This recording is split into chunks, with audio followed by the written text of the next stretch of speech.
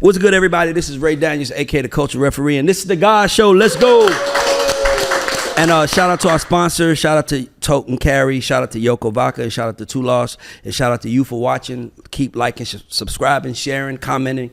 That's me commenting back on YouTube. That's not somebody from the team. That's actually me. So be nice, or let me be an asshole. It's either one. It's how you want to do it. But today we have a very special guest. This guy, I always tell him he's one of my idols. This is a guy I wanted to be like coming up. When you was coming up from Atlanta, when you was our age, when you was coming up, there was one name you heard. Obviously, everybody knew L.A. Reid, you knew a Shakir, but they weren't from here. KP was a name that would come up because KP was Atlanta. So getting acknowledged by you meant a lot to me. I can tell you the day where I was at when you called me. But whole point is that he's here now. Let's clap for KP, Kawan Prather the Great. I'm gonna be honest with y'all. He got like 5 or 6 jobs because you was one of the starters of Organized Noise. Original because family, yeah. They said that PA y'all got on first. The first group that got signed. So KP was in a group called PA.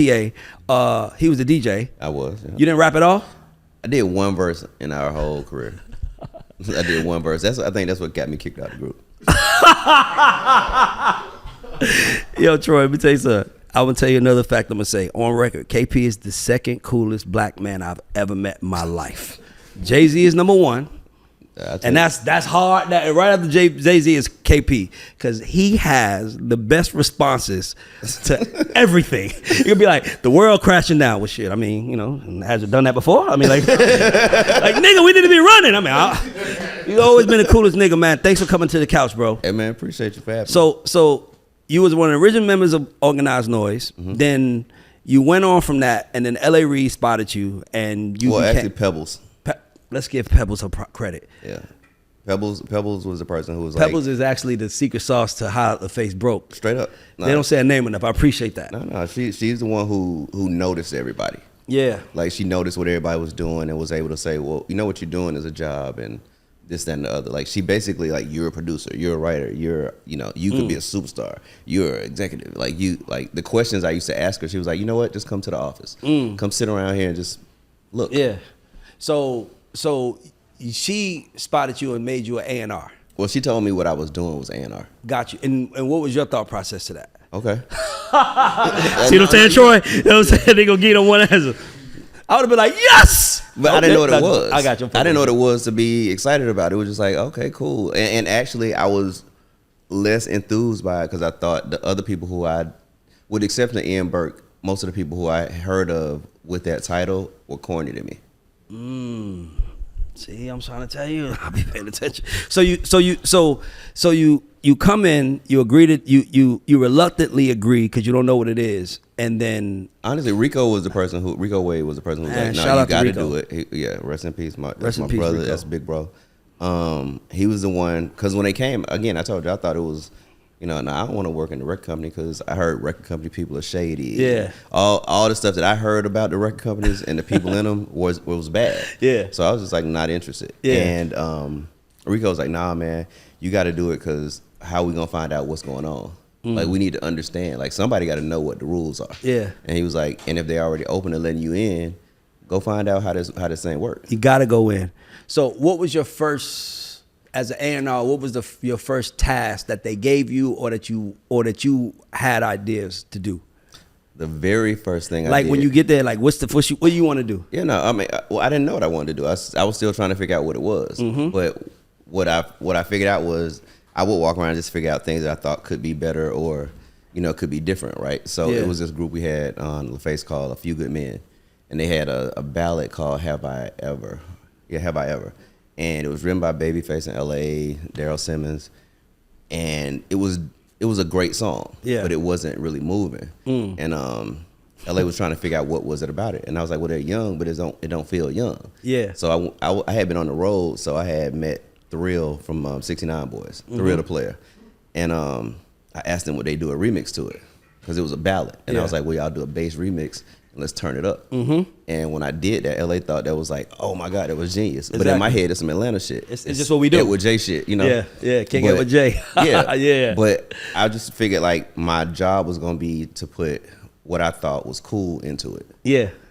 So I want to go somewhere else and then come back because I want to ask you that. So when did you start establishing the skills where, because I always say, and maybe you might feel differently, I always say in order to be a successful A&R, you have to be objective, because you use like I would be in the studio working with pop artists and they would be like, ask me questions and I'd be like, man, I grew up listening to 8-Ball and MJG. I don't know nothing. Like I understand records, but I didn't understand that. What was when did you start, or did you ever start adapting to the objective thoughts as an A&R, or did you always stay in it like, I'm gonna do what I like? Well, I'm a DJ first. Yes, I forgot. So my natural thoughts is pay attention to the room. Is it moving? Mm-hmm. Will this connect, or does this connect? Who's it connect to? Like, where would I play this shit? Yeah. Like, that was always a thought. Where am I play this shit at? Where who does is it fit? for? Yeah, like, who is it for? And it was like, I think those questions I used to have all the time, Pebbles would kind of direct me into how you could apply that to this. Yes. Like, it was basically common. It was my common sense. Do you talk to Pebbles still? Yeah. I just want to tell her. I said hello. I mean, I'm not even on bullshit. Like when I was around LA, so many stories he told led to Pebbles. Mm-hmm. Like man, he was, and the thing I like about LA, he was like, me and Babyface, we were some country niggas. Like she was the first girl that we met that was like, nah, wear y'all clothes like this. This how y'all need to move, and she made them cool. That's why I want to just give her. She understood cool. She was from the Bay. She was, she was from the Bay. Like she was a player. Bay, like, so she understood what was real. Yeah. Like it's the reason why when she came to Atlanta, she ended up at the hair salons where everybody she ended up hot spots. At the spots. She didn't have nobody coming to the house or being at the office. Eventually she did. But when she got here, she knew to get out in the streets and figure out what's this thing, because she knew it was black. Yeah. So she was like, okay, I need to see what this black is, because she's from Oakland, where it's a different version, I always say Oakland and Atlanta are like teleportally connected or something, like telepathically connected. When you was working for LaFace and LA Sold, he took you with him. Yeah. I heard he only took like 9 people with him, and then everybody else had to stay in Atlanta and figure it out. Yeah, I think so. Well, it is. I think ultimately what it was, he sold his company. It was going to take on a new job at a new place, and they already have people there too. Yeah. So he took, I guess, his his A-team. His A-team. He took. Okay. So he absolutely asked me to come. It was weird because I didn't ever move to New York when we were at Harrison. Really? So you never lived in New York? I never moved there then. Oh, okay. Because when you worked at Sony, you was. Yeah, okay, I moved perfect. There. All right.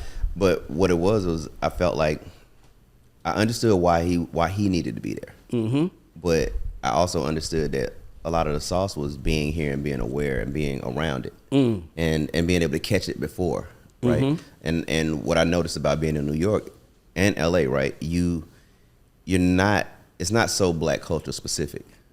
So we got a gift here in Atlanta that everything is about us. So we never feel lower or above any other culture. Mm-hmm. Like it's just us. It's just if you're here, you're here. Yeah. And it's something about that confidence and that freedom to create that I think gives us it's a cheat code. Because in New York, you're actually, a lot of people are creating to get on the radio or creating to get in the office. Yeah. It wasn't even a goal here yet. Yeah, we just wanted to create to be cool from outside of town. Dope.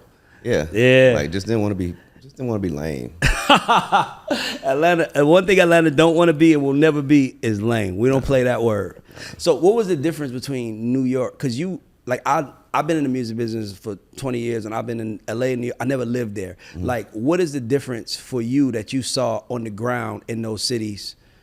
Like how they saw the business?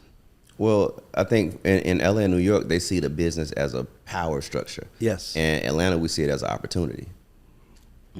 I just love this nigga. That's really the difference. By the way, that mentality is why Atlanta wins. Yeah, it's because while everybody else is feeling entitled, like I'm hot, why Flex ain't playing me? Or Philly fell in Atlanta, we don't give a fuck. We just want to go to the local place and make sure the niggas in our hood fuck with us, and that's enough for us. It's enough. Yeah, it's enough in our hearts. It's enough. But then what you realize is, once you have that, people can't take that. Like if you like, a lot of people start and they like want to get on the radio, so they get a radio hit, they get a budget, they go spend some money, they get on the radio, right? That song goes away. Those people go away. But if you took that effort and that time, or even whatever money you had and resources, and put it into people like you and let them see that you appreciate them being appreciative of you, they stick with you. That's a fan base. Yeah. And you'll be here as long as you want to then. Yeah. Like it's not based on somebody's it's not based on a regime. Like, so if the regime changed, now you not hot. Exactly. You know, it really comes down to like getting with people. Yeah, exactly. So when I got to ask you a question. When you seen an artist, have you ever been wrong? Hell yeah. I mean, No. What I mean by that is like, Oh. what I mean by that is like, because I was about to ask you about Tip. I was going to ask you like, how was it meeting this young, arrogant, like, but I'm going to run. Nope, probably ain't even on, but still like I'm on. And I was going to ask you about that, but then I was thinking like, has he met other people like that he thought wasn't like, oh, he next, and then they didn't work? Yeah. I mean, listen, like, this shit ain't easy, first of all. And talent doesn't guarantee, talent or swag doesn't guarantee success. Yeah. So it's like the difference in Tip and most artists, Tip works. Like, matter of fact, he outworks everybody. Like, he 1000% outworks me. So it's like, it's easy to get behind somebody to help support them when they're doing it. It's like 401k. Like, if you put in, I'm gonna put in. Yeah. Like, so, you know, I'm like, exactly. 401kp. Like that's how we get to the end. Like, you got to match mine. Yeah, and the thing is, I'll use I'm all this stuff is, especially on the executive side, is relationships and resources, right? So if I'm gonna lend my resources, my relationships, and my credibility to you, I gotta believe that you're gonna do something with it. Exactly. So, but what I'm saying is, so you meet Tip, and you sign him to Ghetto Vision, and then obviously you had something, but the hard part was that you were an employee of the company of Arista, but you also had your own label. And people don't talk enough about how the label tends to make you pick. Like, the label kind of set you up Like, to see who what your loyalties are. Who your loyalty to. Is it to your label or is it to the bigger mothership? You got hit with that situation.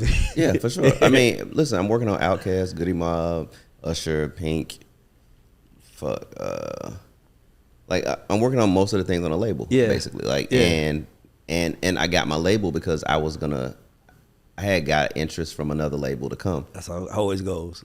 Yeah, because we had our group PA at that time was signed to DreamWorks. So and then Rico have a deal with Dream. Yeah, Rico did a deal with DreamWorks. Then they did later. Noise? I think they did later on. They did a song deal. Got you. But we had a artist deal. Got you. So we had our deal over there, and as we started doing business, they were like, "Okay, but you get it. You know, almost like you kind of smart for a black guy." And they were like, you know, man, you know a lot. Why don't you come over here? Because they were new and they had all this money. Yeah. And they were like, you know, they started hitting me with they started hitting me with numbers. Yes. And the numbers were different than the numbers I was seeing at home. It was grown man numbers now. Yeah, Like, y'all see me as a man. Oh shit. Yeah. So no, for real. So I went home. I went back. And they gave me the benefits package. I remember coming to the office one day and going to LA like, hey man, listen, I got a kid now. You know what I'm saying? It's like, look at this. Yeah. Like I'm looking at him you still treat him like a father figure. He, like, I mean, he's my mentor. Like, and plus, I'm not a fuck nigga, so I'm not going. Yeah. You know, like, I gotta have the conversation. I'm not. It's just how I'm built. Yeah. For so sure. I'm like, because on top of that, I don't want to go there because I think they're better. It's not a. You know, it's not like I want to be at DreamWorks. I was at LaFace. Yeah.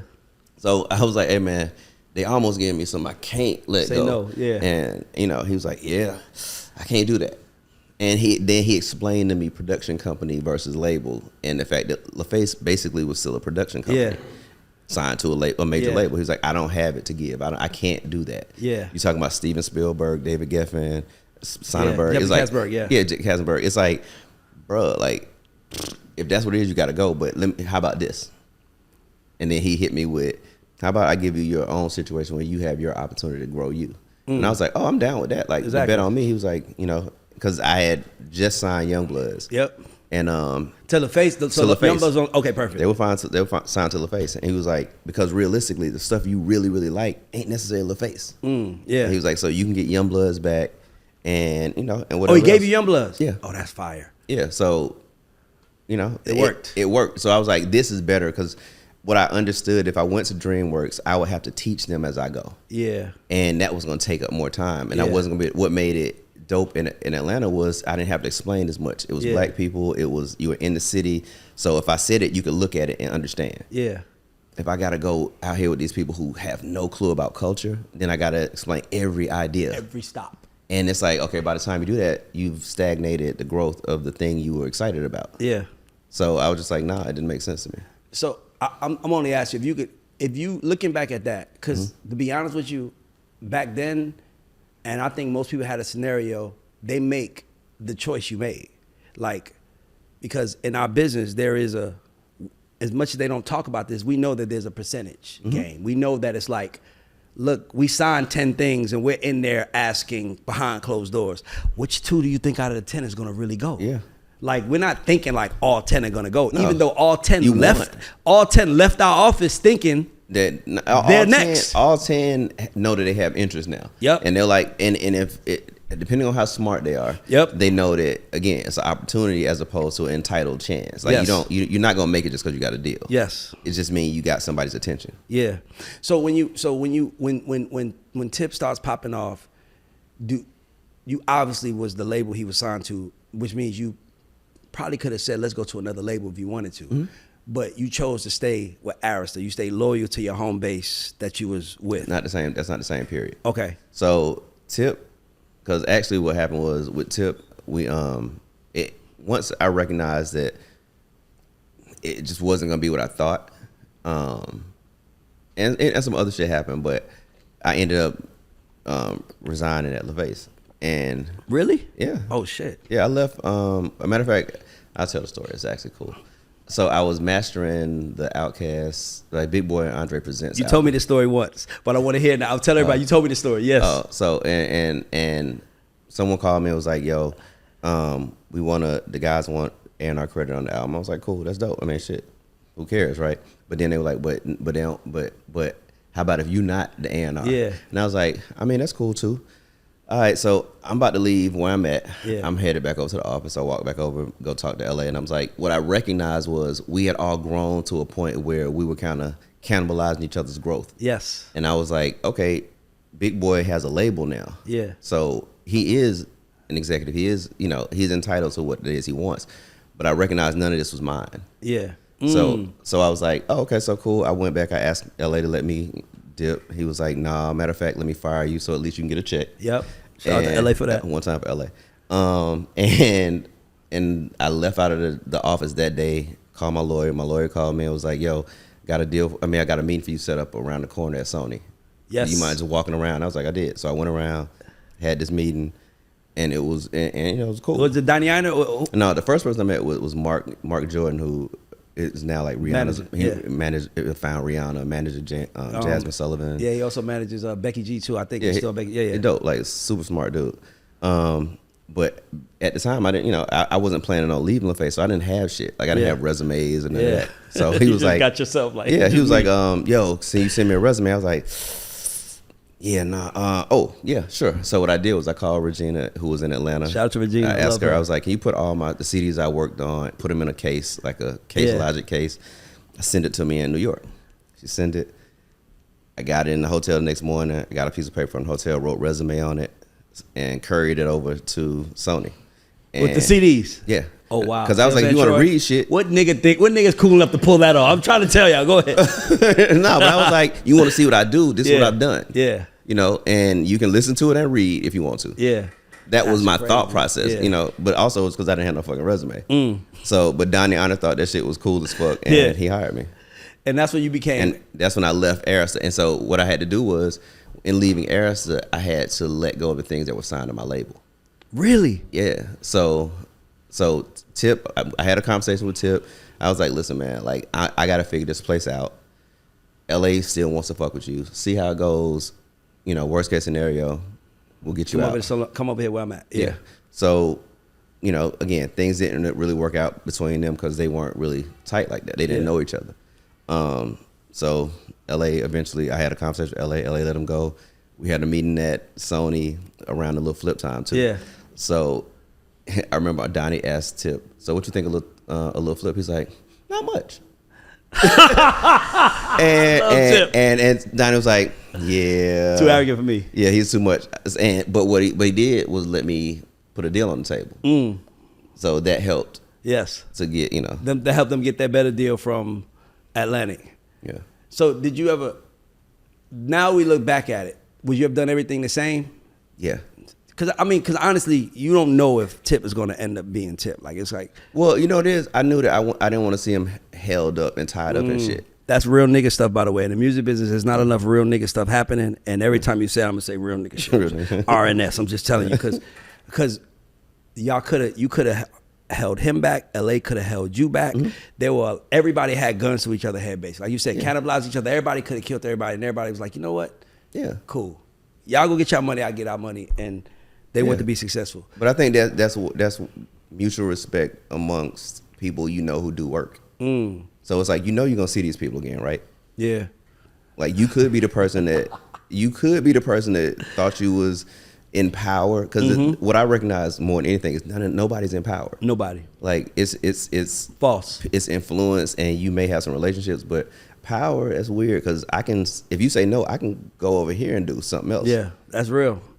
That's real. So you, when you was at Columbia, you signed. By the way, I still think this nigga's hard. Ray Cash, bumping my music.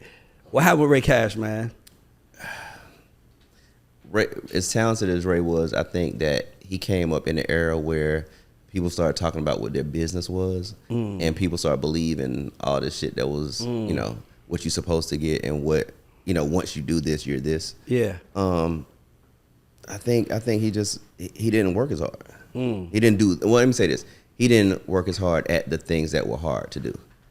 Like he wasn't a get on the road guy. He wasn't a, like Tip, like in comparison, and not to compare them as artists, but in comparison to the work, right?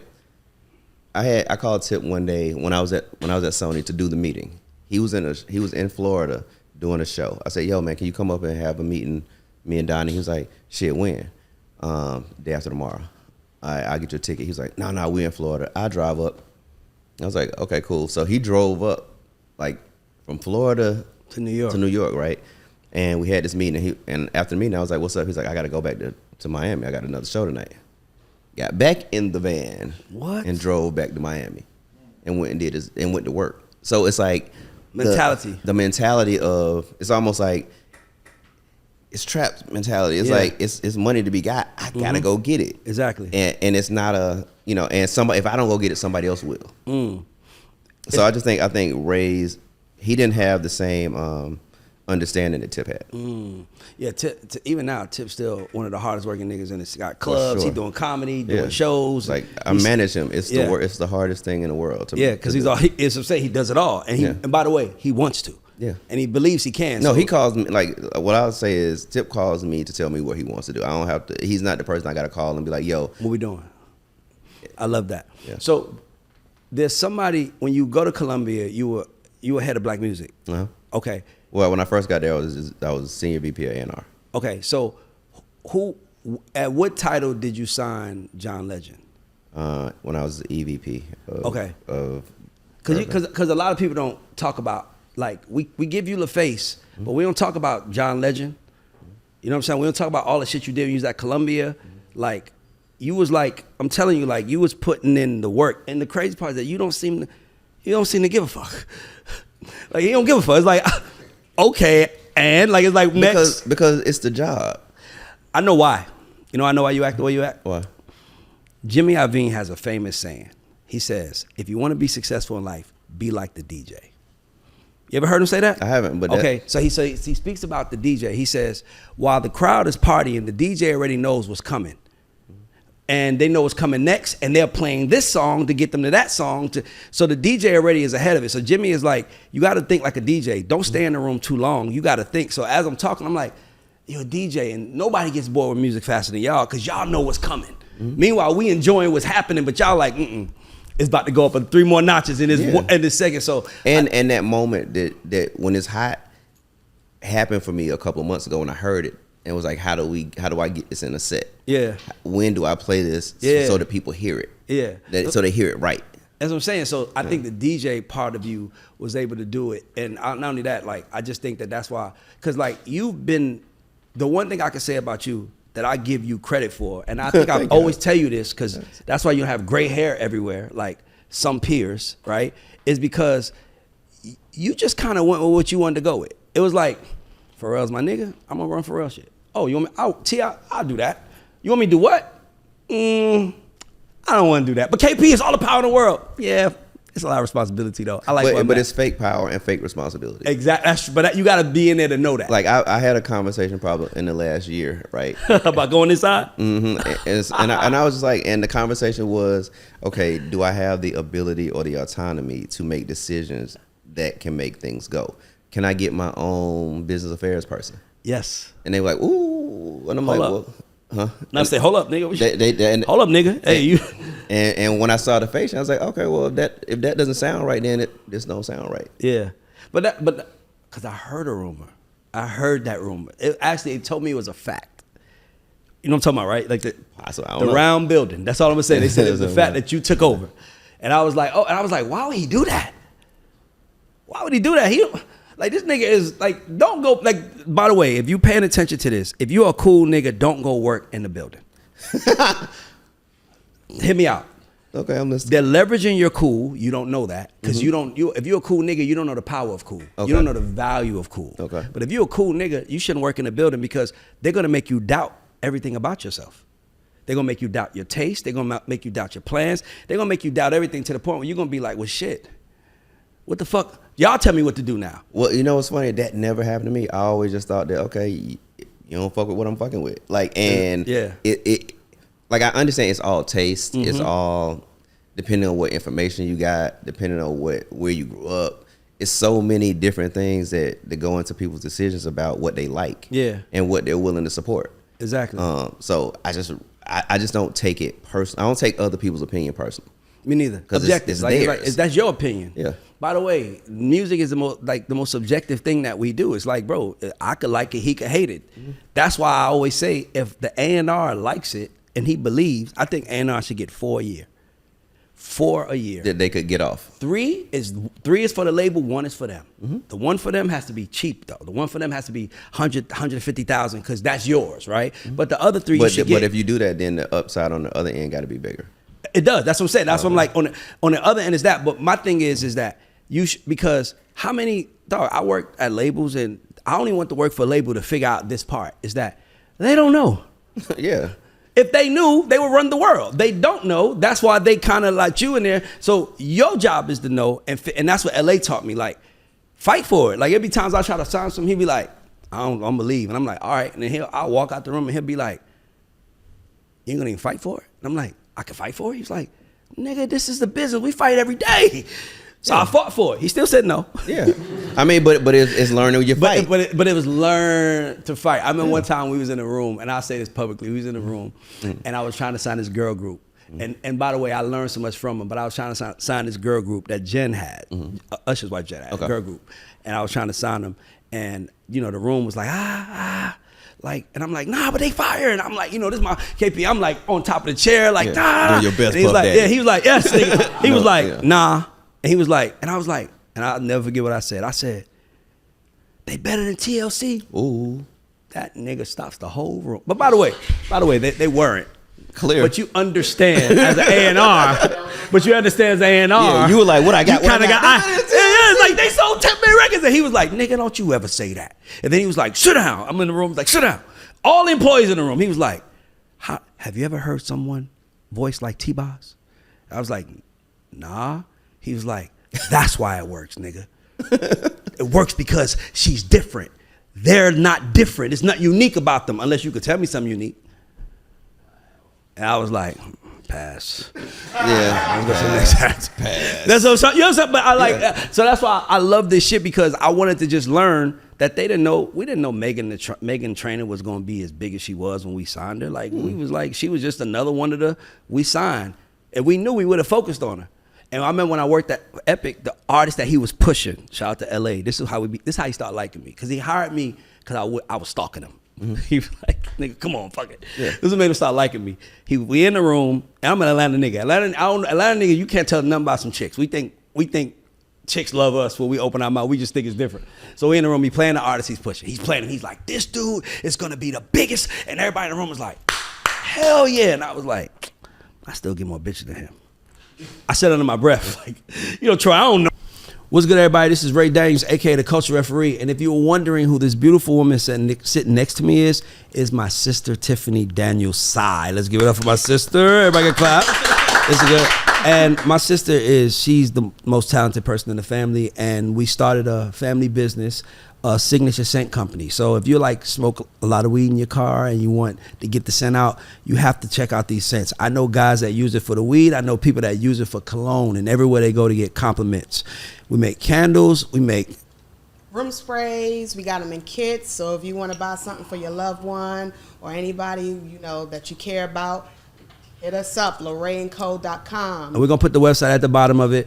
But support this black business, support this black woman, and order, I promise you guys. As a matter of fact, use the word gods, and we'll give you 15% off. I just made that up, so if my sister's face looks crazy, don't get mad at her.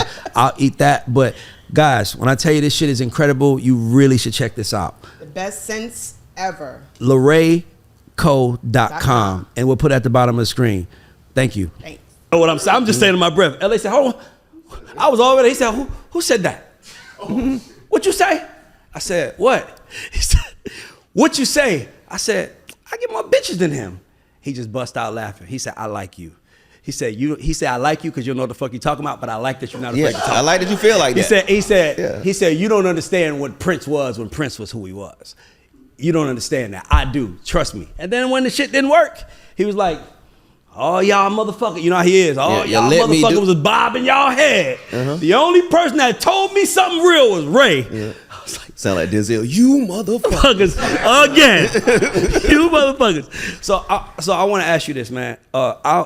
You seem to pivot flawlessly. Like DJ shit. It's transitioning. I'm going to say, dog, you literally just said you managed tip, and it wasn't even like loud. It was like, yeah, I managed tip, you know, like nigga, you literally don't, I guess, understand the power and influence of what you are saying and what you are doing. So when you say that, I'm just like, this nigga just brushed this off like this ain't nothing, nigga. If I manage tip, nigga, I'll have a shirt on everywhere I go. It'll say, I manage tip. You know what I'm trying to say? But you're just like, nah, it's just a job. I mean, because at any moment, if Tip decides, I cannot manage Tip. That's the real part they don't understand. But what I was speaking of, but my point about you pivoting is that you always pivoted with a smile. And I feel like I don't even think you know this, but you're a blueprint for us. I'll take. Yeah, let me tell you why. Because what they don't tell us, for all these people that want to be in the music business in their 20s, their teens, they like, I want to be in this shit. What they don't tell you is that one day you're going to be in your 30s. And one day you're going to be in your 40s. And they're going to be 20-year-olds and 30-year-olds, and they're just like you was. And eventually, you kind of just get faded out because you ain't got they're going to be new. Like, they're going to be ahead. Like, subjective. They know what cool is. They know what the culture is. It's a different cool. Yep. Like, the cool grows and it, like, cool changes, hopefully it matures, you know what I mean? Like, and what's cool for my son what's new for my son or new for me can't be new for my son. You know what I mean? It's like, it's just not the same. He's in a different circle. He's doing different shit every day. Like, he's on a grind, so his mentality, the everything that they're doing is different. It's 30 years different. Yes. And you gotta appreciate and respect it. Because I'm able to just be clear that at one point I was the 20-year-old. And my shit probably did sound stupid to you. But if you let me get this off, it works. It works out. Because I'm them. Yeah. You're not them. You see it. You've seen it before. I see it happening. You can't see it happening from the inside. Right. So that's what I'm saying. So like, you get to this place where it's like, I left my last job. I'm like, what do I want to do? Because I don't think I want to work for somebody again because you don't even know. You told me, me and you and Jeff and Shaka and Daryl Jones was in the Def Jam office one day. We was arguing about something, and it might have been the studio. It was someone, but you was the first person to ever tell me. You said, Ray, you're not going to be successful on the inside. You need to stop. You remember that? And you was like, and I was like, but he was like, oh, listen, I hear you. I feel the passion, but they don't like that in there. You're not going to win in there, bro. You got to get away from that. So you get to this place where I'm like, what do I want to do? Obviously, you see one of my pivots right here. I'm sitting there talking to you. But you watching you go from Kawan KP Prather, the A&R on 8701 album, the A&R on this album, that album, all those things, to becoming KP the Great. And meanwhile, Kawan Prather was still eating. Like the executive was still eating because you was still doing Pharrell. A lot of shit you was doing. How the fuck do you do all of that, man? Because that's what I would do anyway. Like what you said earlier is I'm gonna talk to Pharrell anyway. Yeah. So if we're talking about shit that helps both of us, why not make that something that's lucrative for both of us? Right? Like why not be able to win with your people? That's all we want to do. Right. And again, everybody I work with, I kind of is like friends. I would fuck with them anyway. It ain't it ain't really that deep. Like, yeah, I guess that's it. It's like I don't put more on it than it is. Would you ever go back in? It would depend on the situation. Like if what would have to be the situation? It would have to be in a situation where I could maintain defense for the people under me. Where I actually defense and offense. Like if I'm in a position where I can call plays, and when I recognize that somebody's moving better, put them in play. Yeah. Like it just does. It seems impossible. It seems so imaginary. Say I'm listening. Yeah, it's just such an imaginary thing. Other than doing you just have to do your own shit. Like I'm just in a place where I like doing things that I like. Yeah. So it's kind of hard for me to accept somebody telling me that I need to listen to them if I don't believe that they know better. Yeah, but not only that, what they don't talk about enough is that everybody that has the jobs are appointed. Yeah, like titles are given, experience is earned. That's what I'm saying. So they're given the jobs, and that usually is through the eye of one person, maybe two, but it's usually like this guy wants to hire him. I don't give a fuck how the world feels. I want that to be my person. I'm gonna have to pick somebody, and that's what I want. There's always, there's no autonomy in the position, bro. Like, I can't work at a company again because I don't want people to think I have something that I don't. Because I'm gonna tell the truth. Yeah. Hey, nigga, we can't do it. I sent the nigga out my office before, like because I was like, this ain't the place for you. This is gonna slow your roll. Like Jeezy, like Jazzy and Jeezy came to meet with me at Sony the day they went to meet with L.A. Shakira in L.A. And they were just like, yeah, KB, they got this, and I was like, but I knew what was going on. I understood the movement. I understood like you need space to do that. You need just get your check and go. And come back when you need, this other help. Yeah. I was like, yo, man, this place will fuck you up. It'll stop everything you're doing. Please go talk to Shakira now. You've made it way higher than I have. Why is it so difficult? Like in the system, like I don't get that. Like it's like if I hire UKP, I'm like, run the show, bro. You got it. Like why? Like because okay. So my interpretation is. I'm sorry. My interpretation is that. You have these labels are filled with people who want to keep their jobs. And they play keep away and they play defense because they have to control the outcome of everything in their selective department. Because if they don't let KP hire an outside PR person and that person puts up more wins than the inside people. Them inside people are gone. Yeah, but the problem is everything shouldn't be so dependent on the one thing you did, right? Like. As a producer, right? If I come to you as a producer and say, hey, I need a record, and you go and get Metro, Southside, fucking Tehran, like you get all these people and y'all put it together, right? I'm gonna appreciate you went and did the job. You went and produced a product, right? Yes. But then you got these other people who like, they don't want to pay you what it costs you to go do this for your effort, right?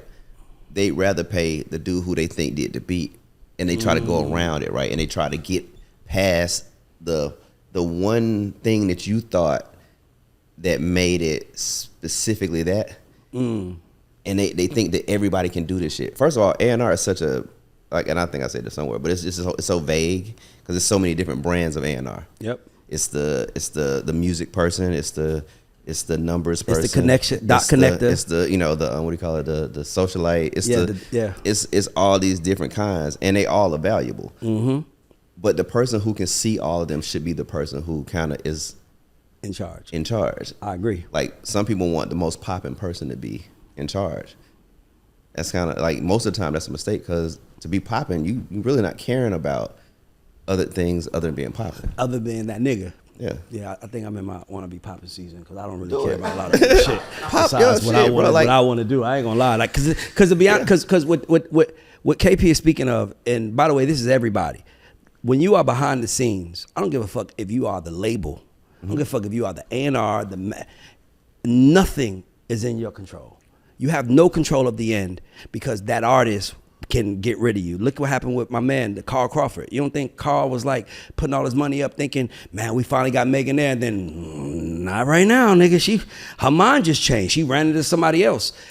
We're the only business where our product is outside talking to someone right now.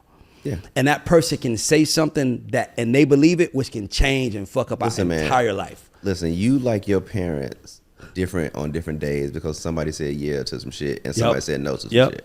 So you talking about people, bro. Like if you go out, if I have a conversation with somebody and tell them that's not a great idea, the strategy it doesn't make the most sense, we could do this different or better or whatever, right? Yeah. And then the next moment they go speak to somebody who goes, man, if it was me, I would. Yep. Man, if I was with you. He let you do what? What you man, ain't no way. Man, what I would have did was, and it's like, yeah. Hell yeah. and again, it's like, now they calling you like, KP, tell me why something. am I not in space right now? Yeah. What?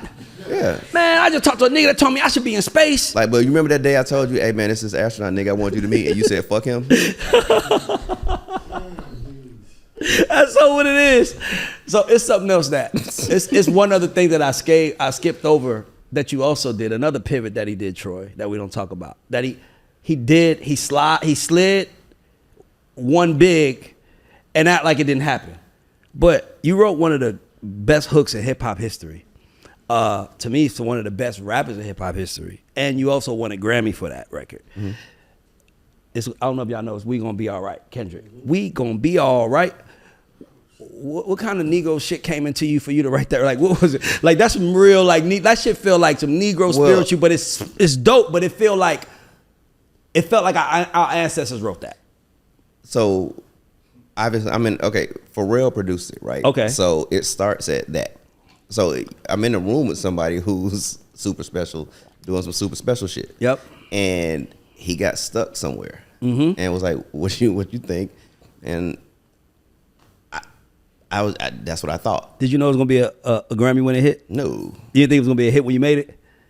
That's one of the instant ones for me. When I heard it, I was like, oh yeah, he's out of here. Nah, like, cause it wasn't even for Kendrick.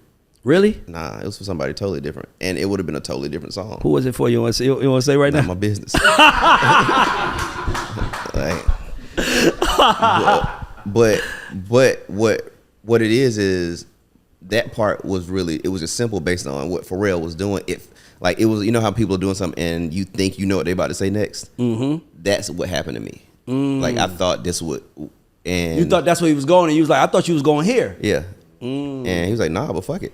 Nigga, that line, that shit just feel like if God got us, then we going. But it's my real feelings too, though. Like, it's not so if you ask all this other shit, that's the culmination of all of it. So it's almost like the Grammy to me is just like the blue check on some, you right, KP, I got you. Like, it wasn't something I set out to do. It wasn't. My career has been based on me. If I see there's a space where someone needs help, or if I can contribute, I do. Exactly. Period. That's it. That's the whole job. Yeah, the whole. If you need music to play, I do that. If you need somebody to manage, I could do that. If you need somebody to write a hook, I could do all of those things. Like, I pass out a flyer. Like, listen, it ain't.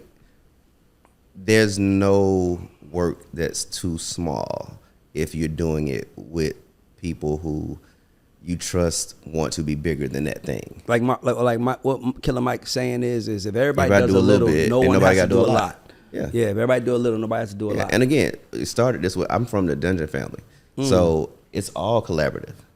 Did y'all know that y'all was legendary? Like, did you know in there that this gonna be some legend? No, nigga, not in a dirt basement, smoking weed, listening to beats, like with the most everybody's equipment. Like, it's like nothing about it was legendary. It was the most. It was necessary. It was necessity based. Yeah. Like, everything about it was just working out of necessity to make sure we all get straight. I just wish that I was old enough back then, because you heard about, I was like 13, 14, but you heard about the Dungeon. It was like everybody talked about the Dungeon. Felt like y'all were like mythical figures. And like, I went to school with a kid named Brandon Prather. And everybody thought he was your brother because, yeah, like, it was like, dog, I think I met you. That's how I try to be cool with you. I was like, yo, what's up? I'm cool with your brother, Brandon Prather. And you was like, I ain't got no goddamn brother named Brandon. You know? I didn't even do no research. I just assumed y'all was related because y'all from the South. Y'all from College Park, East Point. We all the same area. So I just was like, do these niggas know how legendary? Because I went to school. I don't know if you know these girls, the twins. Shava. You remember Shava? I think Shava dated like somebody in the crew.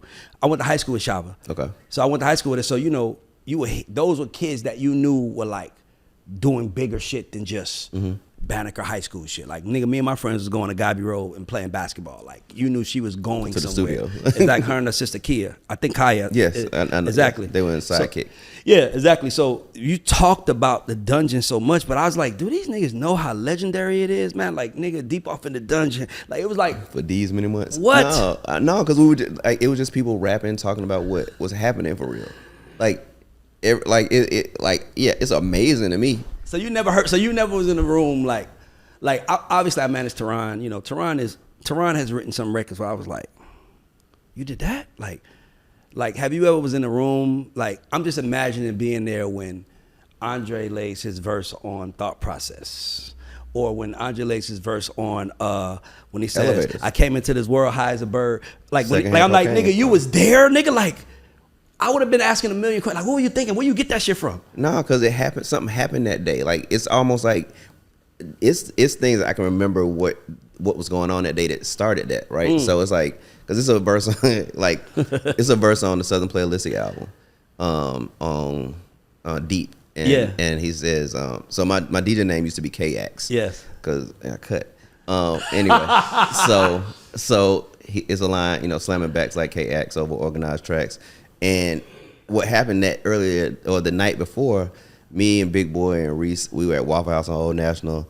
Somebody comes in drunk. It's girls in there with us. As a matter of fact, Dee who's Peaches. Yep. And somebody else was with us. And the dude comes in, man, fuck them bitch ass niggas over there. But we were over there. Yeah. So I'm like, I turned around because my back was to the door. Yeah. Big Boy was looking. And I'm like, and the nigga said, what? And I was like, man, chill out. So it escalated. Fast forward, he's shaking on the ground. And Big Boy like, he should have just shut the fuck up. Exactly. But Big Boy went back to the dungeon, had this conversation. The next day, when I get back to the studio, he's laid this verse like, like, you know what I mean? Like, you know, nigga, you know what it's about. Yeah.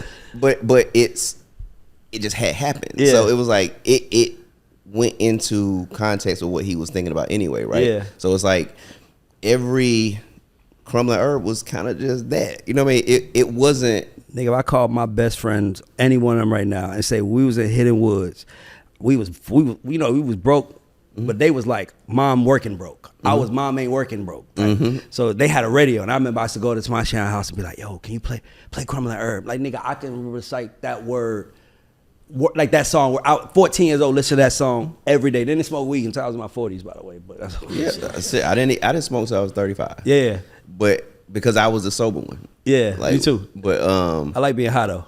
It's fine. Way more fun. Listen, I'm a lot more calm. Way more calm.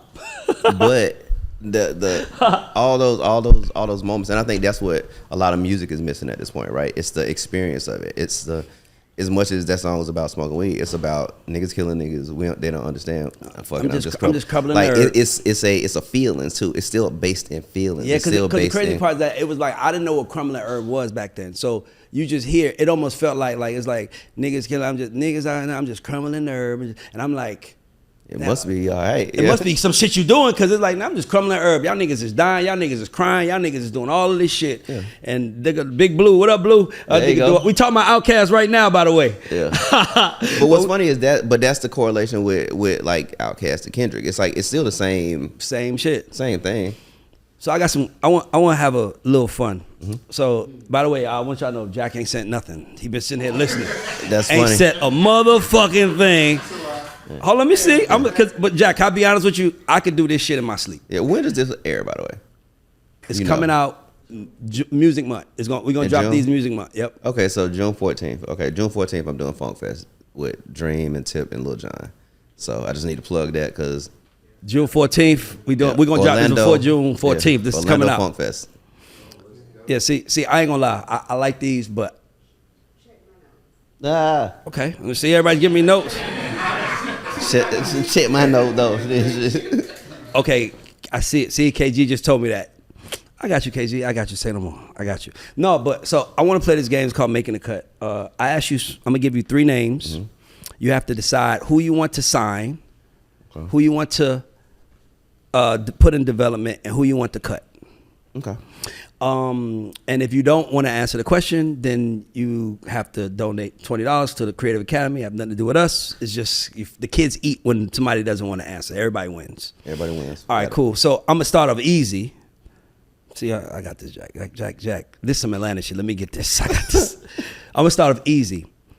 Atlanta Braves, Atlanta Hawks, Atlanta Falcons. Okay. Keep the Braves. Sign the Braves. Develop the. Ooh, shit. I just gotta go personal. This ain't statistic. I'm gonna sign the Falcons. I'm gonna develop the Hawks. I'm gonna let the Braves go. Stay in Marietta. Yeah. All right, cool. I would say the Braves. They moved. They left the city. I know. That's as I thought. I'm like, man. I'm gonna go somewhere. I'm gonna go somewhere fun. All right. T.I. Young Jeezy. Mm-hmm. Ludacris. See, this gonna sound fucked up. But again, it's based on my personal taste and how I ride in my car. Of course. Okay. All right. So I'm gonna sign Tip. You did already. I'm gonna develop Jeezy. Hey, you manage him now. You can't fuck that one up. I'm gonna develop Jeezy, and I'm gonna let Chris go be the superstar that he is. Got you. Okay. See, I like how you answer. I like how you answer. And he ain't trying to mix it up. All right. LaFace, Arista, Columbia. Okay. Actually, no. What's funny? LaFace keep. Of course. That's LaFace first. Columbia develop. Drop Arista. Dropping Arista. Why? I'm just curious. Michael Jackson was in the Columbia system. On the Sony side. Like, Sade was on Epic. You know what it is? It's the legacy of things that you can work with in that building.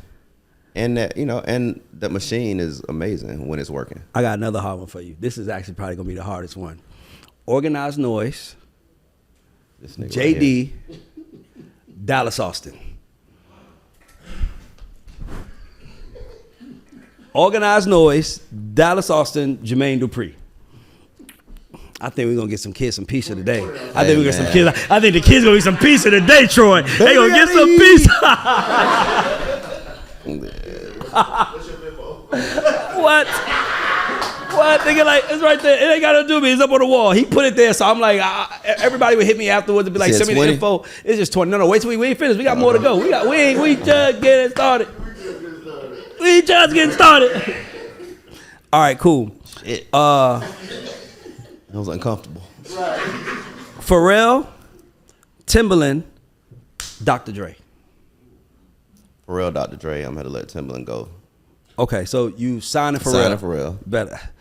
I'm making it a little easier because this is no, that's easy. It's an easy one to decide for me. Yeah. Dr. Dre developed sounds stupid, but yeah, I developed Dr. Dre.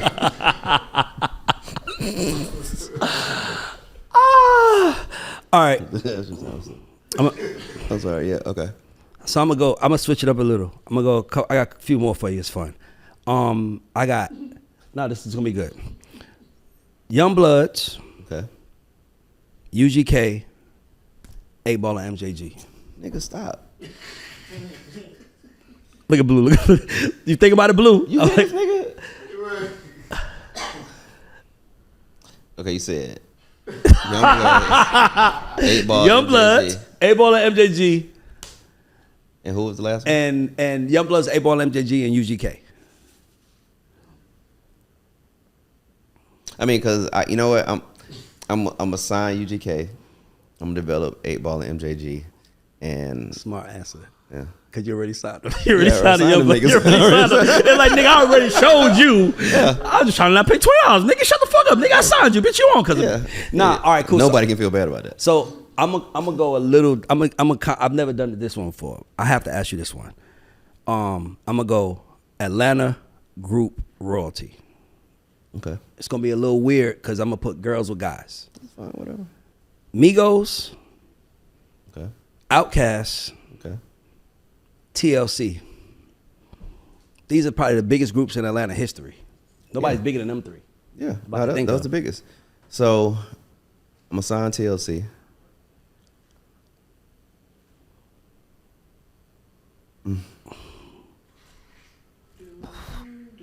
I'm gonna sign TLC. I'm gonna develop Outkast, and I'm gonna wait till QC signs Migos. You stay true to LaFace. And everything Well, else. if no TLC, it's no me. Like I got on because of T-Bars. I love that. That's so real shit. That's some real shit right there. All right, cool. This is good. This is a really good one. One time for Jack. One time for Jack. Oh, you got a couple good ones. This gonna be good. Southern Playalistic Cadillac Funky Music, AT-Aliens, and I wouldn't. He wrote Aquemini, but Aquemini was Outkast's New York album. That was the album that we know Blue was leading. I wouldn't say that, person. Aquemini was Outkast. Listen, Aquemini was Outkast. It's not true though. No, Aquemini. What is Listen. that? Listen, I'm gonna tell y'all something. When they had Skewed on the Barbie, they had Artist Storytelling with Slick Rick. I brought both of them. Huh? I brought both of them. I brought Raekwon and Slick Rick. Yeah. See? You brought him to the table. Say Blue. Look at Blue. He No, good, like. I got you, my nigga. Like, But we can only battle with Because facts. I ain't gonna lie. Because if I wrote it, I would have wrote AT-Alien, Southern Playalistic, and then Stankonia. Like Okay. I always skip over the third album because I knew that they was like trying to go big for they got Raekwon, they got Slick Rick. Listen, I'm just telling Raekwon you. was at Patchwork, and we ran into each other, and I was like, "Hey, man, you want to come to the dungeon right quick?" And he was like, "Yeah." That was literally it happened in Atlanta. Like, All right, so those are albums. So Okay. Okay. Southern Playlist and AT-Aliens and Aquemini. That's all, Jack. That's Jack. it. All right, Jack. Southern Playalistic sign. You said the AT-Aliens? Yep. Develop AT-Aliens, and we're gonna let Aquemini be Aquemini. I'm just saying, Aquemini to me is Outkast. Like it's a good No, album, it but it's ain't. Outkast. It's not their best to me. It's their least best to me. You don't think so? No, it's the.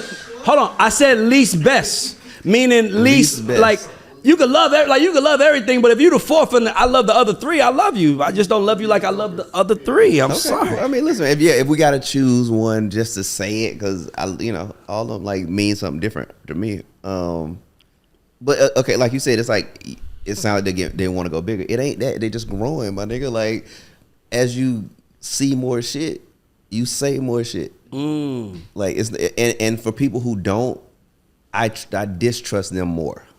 Because at that point you're condescending now. Me too. I like agree. you're playing me based on all this other new shit that's so dope and helpful, and about CMOS and all this other silly shit that like that you found on your journeys.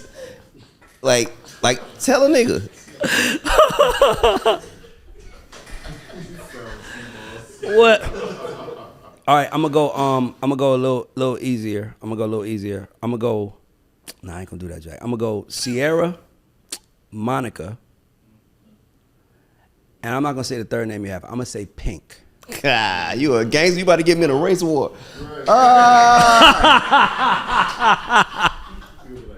Only I'm saying that because those are three artists, female R&B artists that started in the city. Okay, so I gotta start at Pink. I gotta sign Pink because I worked on Pink. I'm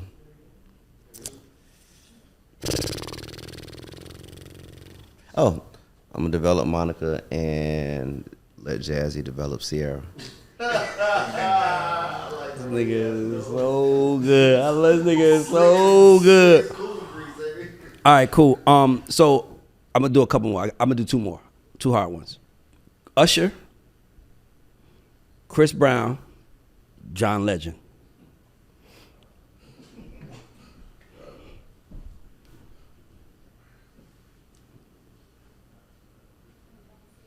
$40 for the kids. Kids gonna eat today. Oh, what I'm gonna get? All right, good one, good one. Last one. Last one. Jay-Z, Kanye, Drake. That's easy. We know what song he wrote a hit for. We know we got a hit in the category for. Let's go. Say what? So you said Jay-Z, who, and Kanye, Drake. signed Kanye, developed Jay-Z. I'm gonna let Drake go. All right, cool. That was making the cut, guys. We're gonna go. We'll take it. And we got $40 for the kids. So it's too stupid. So we have this. Oh no, you gotta show us. Oh, not me. I don't give a fuck. I mean, like, I know somebody else got it. All right, so KP, we got this. We have this part of this segment of the show that we call Credit Check, where we give, because you know everybody would say give them their flowers, right? I don't like giving flowers. 'Cause I'm like, flowers is what you give someone at their death, right? That's what it's equivalent to. I like giving people credit because they can leverage that if needed. Oh, tight. So who are 2 or 3 unsung heroes in Kawan Prather's story that you just feel like I want to shout out? My uncle Sweet Pea, who was the first person to buy equipment for us.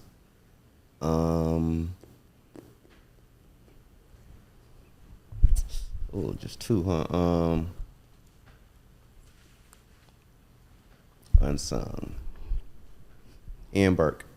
Shout out to Ian. He's a Blue Couch alumni. Let's give it up for Ian. We gotta give him that. You know, Ian is the reason why I did that credit check. Oh, word? Because what happened was I did Jermaine, and Jermaine said Ian, and Ian took the clip and put it on his Instagram, and I was like, that's dope. Yeah. Of JD kind of giving him his, his credit, like, yo, shout out to Ian, he did this. So I was like, man, that's dope to give niggas their credit. You know what I'm Ian saying? was the first A&R person I knew who said they were A&R, and he was a real person. Like, he was around us at the dungeon. He stayed there at times. Like, I got him out of jail once because I used to be a bail bondsman. But it was like very it was cool to see that he was the person that let me know that, okay, it's kind of smoke and mirrors. Like, people are gonna see you how you're introduced to them, right? Yeah. Like if I introduce myself as I'm KP, senior VP of this and the other, it's gonna make that person think it's something bigger, like the Wiz or some shit. Yep. And that's so real. And I just like that his style was, I like that. That would be dope if you did. Like, why don't y'all try? And it was like, it was just a human. It wasn't somebody talking to you with authority. Like it wants somebody like they right. Like, I'm right, listen to me. It was like a person. I get what you mean. Yeah. And you got one more? You said, shit. You said mom. 2. Oh no, you said 2. I said, Sweet my Pea, uncle Sweet Ian. Pea and Ian. I can get more. You get one more if you want.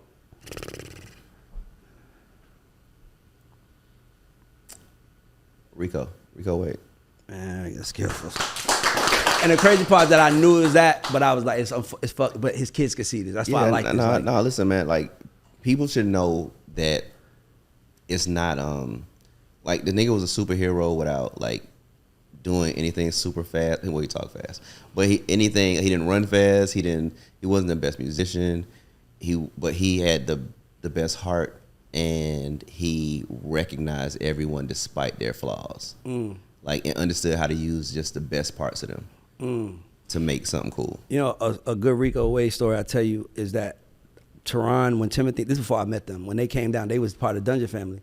And, they was like, this was like when Future was Meathead, this and all those days.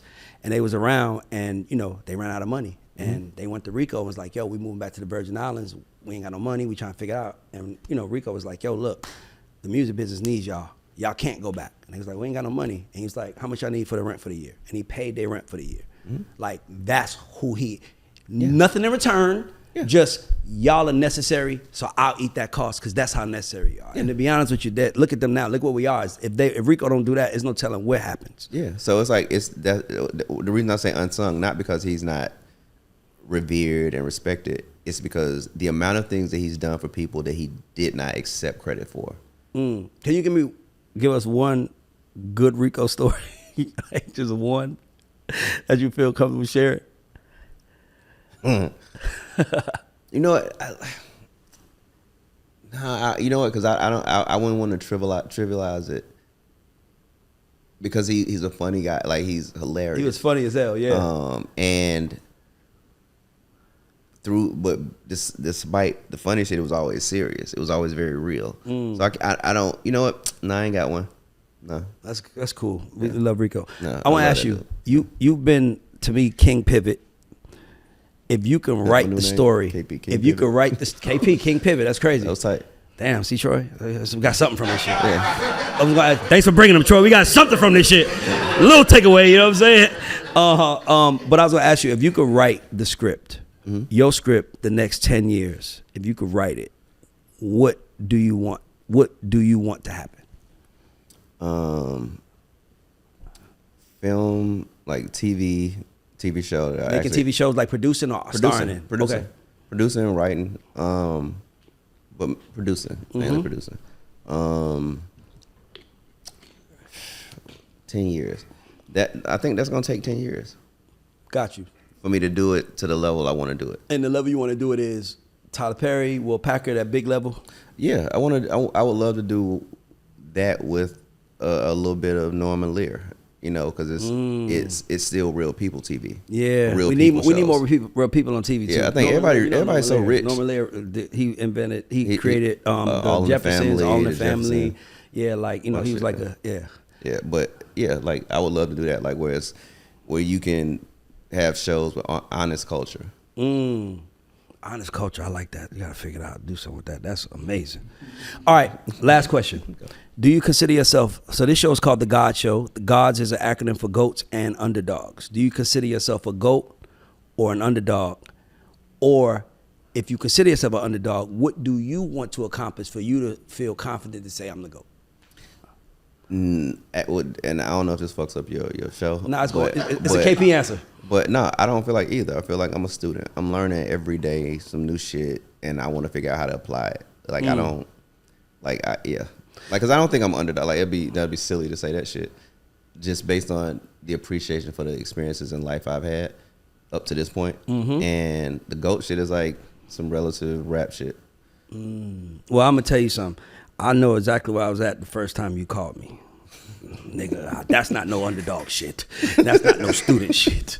So I want to tell you, you are a GOAT. Let's clap for KP. You are a GOAT. Appreciate it. Nigga, receive that shit. Appreciate and, it. Can we talk about Sweater, yes. Oh. I didn't know how to say the name, and I didn't want to sound stupid. Okay, that's tight. I was gonna say Sweeter or Sweater. Talk about. So I recently just started managing this kid, Sweater, and I say kid. He's 20 years old, but from Brooklyn, writer, singer, songwriter, artist, producer. But I met him through Ninth Wonder. I was my youngest son lived in North Carolina, so when I'm in North Carolina, I go hang out with Ninth. K Golden. Yeah. So no, it's Caden. So one night I went over there. He's playing me these songs, and you know how sometimes you hear some shit, you're like, oh, that's dope. Okay, cool. You know, like what you working on vibes. And so he played me this shit, and one of the songs caught me, and I was like, "Hey man, let me get that." So because I was driving back, Yeah. So I drove back from North Carolina to Atlanta, and I might have listened to this one song for about 2 hours. Oh wow. And I was just like, it was so many things about it that I loved: the writing, the honesty, like all this shit. And I was like, and listening to it, I thought he was probably like 35. I thought he was a writer. I was like a 35-year-old writer. So I hit Ninth back. I'm like, dude, how old is this dude? 20. Like, you bullshitting. Talked to him, met him. He's just and I told Dream this the other day, I'm like, he's early Dream Neo to me. Like, He's an R&B artist. He's a great writer. He's an R&B artist, but he's a songwriter. Kind of say listen to a rap song over and over. But I'm like, damn, a rap. I want to hear it now still, but I'm like, a rapper had you like that, but R&B could get you like that because there's so much emotion in it. You could. Well, but the other part is he writes like a rapper. Like he actually, like that's the underlying for me is like it's not simp music, and it's not overly tough. It's not like I am a superhero. Yeah, it's just honest. It's true. Thoughts. It's real. True. Yeah, and that's what music needs, by the way. And if there's one lesson anybody can learn from this, if you're trying to be in music, is you got to tell the truth. You should tell the truth. You don't have to. You know, but you can lie. But then you're gonna have to maintain that lie for a very long time. Yeah. Listen, if you're talking about yourself and you lying, it's not gonna work. Yeah. If you telling a story, hey, you know, of course, different. But no, but listen, you're right. Like, don't coming into anything under a false pretense is gonna be fucked up for you. Gonna back you in the corner. And now they're gonna say, "Show me that you're that." Yeah. And if you're not that, not only that, I don't think people realize how much we can recognize. I can look at you and see and be like, "Okay." Yeah. Listen, man. What you know is what I think I believe now, right? And there's some DJ shit too, right? By the way, like people don't always say what they don't like or what they do like, but their movement will show you. Like I can play a song and watch the floor, and if it goes from this to, it's these different things that people do when they recognize things that touch them. So it's like, when you go to the club and the shit drop and everybody go, hey, that meant that hit. That's what a hit is to me. It's like when it hits somebody. And most artists who do really well understand that. They understand that if I say this, like, what's my opening line? If I don't get the people in the room who've heard dope songs before to go, then it's not it. I learned that. Well, my A&R lesson was the first 4 bars of the rap song are the most important. And I learned that lesson right when your guys, Young Bloods, they calling me. They come back to the streets to Sean P. And I was like, it's true. To all the ladies in the place with style and grit. Like, it was like, little bitch, you can't fuck with me. If you, like, the first 4 bars of a rap record are the most important. It sets the stage for everything else. That was a lesson I learned in 2002 when I was 3, when I was coming up. But thanks for being on the show, brother. Hey, man, thanks for having me. I hope having that me. y'all I appreciate enjoyed this it. conversation. Shout out to our sponsors, Tote and Carry, Two Laws, and Yoko Vodka. It's Polo Vodka, by the way. Polo. Shout out to like Polo. Jermaine said, Come on, Polo. man. Polo. Like what Donald Trump said. Shout out to my friend Polo in here. Polo Polo the Don. I'm the only Don, but he's a Don too. Yeah. But that's another story. But anyway, man, thanks you for being on the show. Thank you for watching. You are a GOAT. You are goated now. You can't say you're not no more. You're on the Goats and Underdog show, and we just crowned you. So I might have a dog. I wish I had a goat here for you. You a student goat. Yeah. I mean, that's what it was. A student. Student. That's right. Well, man, shout out to everybody watching. Shout out to y'all. This is the God Show. We are out. Peace.